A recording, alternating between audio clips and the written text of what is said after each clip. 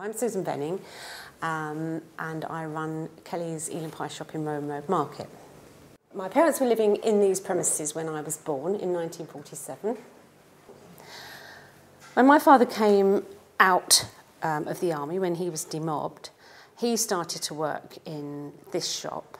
He didn't own it at the time, so he worked for George Kelly, and that's why we've got the name of George Kelly above the shop.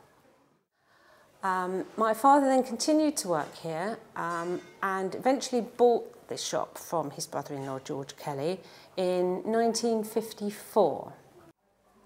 These two shops were opened roughly at the same time, in about 1939, in Rowan Road Market. Initially, I think they would have been seen as a supplement for the rations that were introduced during the war. To sell it, it wasn't rationed, so people, if they hadn't got any more tokens left in their ration book, I suppose, would head down here and bring a bowl in and get pie and mash. And so that would have been a supplement.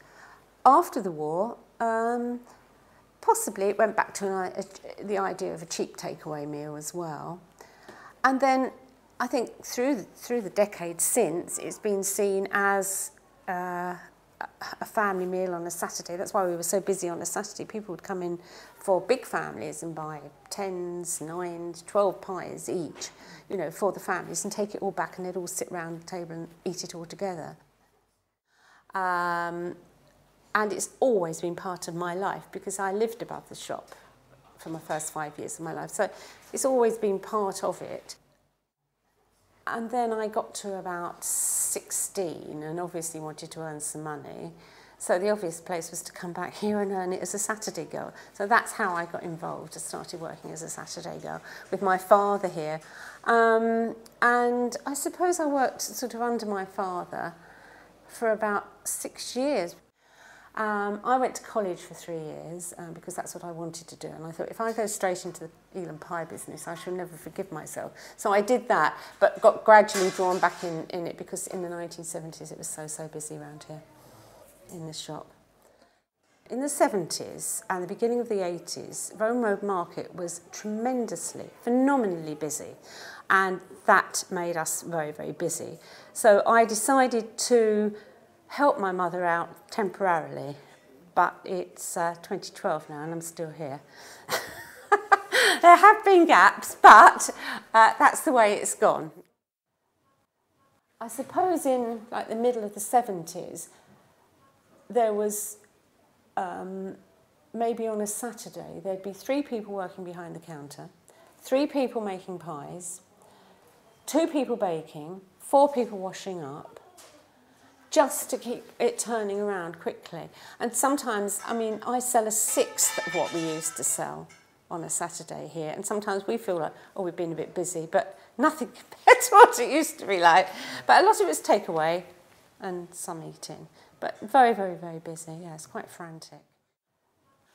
It's a street market, so as you walk down there would be stalls on either side, covered in because of the rain, with little gaps in between so that you could reach the shops that were on the pavement. All the traffic would be stopped during those days, they couldn't come through.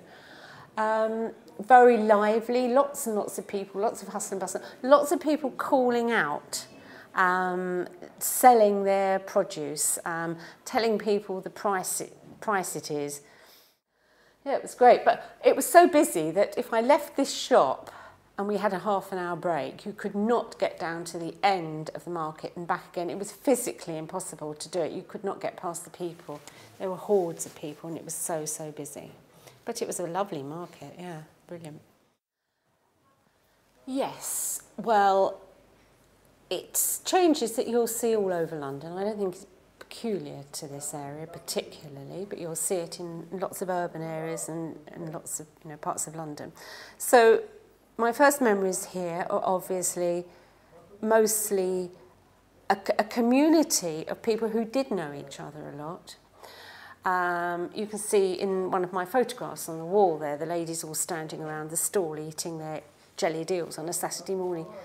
Many of them had known each other from the flats and the streets that were here, little terraced houses. They would have had a community within those terraced houses. Their children would have gone to the local school. They would have known each other from there. Since then, we've then had huge immigration. And I know London has always absorbed an immigrant population of Jews, Irish. It's been going on for years and years. But this particular area has become quite Bangladeshi. And I'm not being non-politically correct here. It's a fact. It really is. And if you're going to talk about an eel and pie shop, that is going to affect an eel and pie shop. Because, you know, people want different things from what they eat, don't they? Now, I could close this premises up and I could say, right, I'll go to where my customers are. I haven't done that because there is still quite a large East End white community around here that will come in, but also people will see it as a visit. They'll come into it. So we're becoming a tourist attraction now, and also the area is beginning to fill up with young professionals that work in the city, work in Docklands. So they are more open to coming in and trying things. I mean, obviously, you know, Shoreditch and Bethnal Green has gone very arty. That is beginning to filter down here.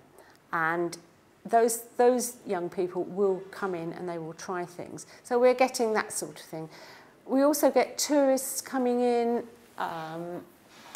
they'll see us on the website and they'll come and try it as well. But it sustains us, but it's not going to create a thriving business as it was. So I think that's how the area has changed, and that's how it has affected our business.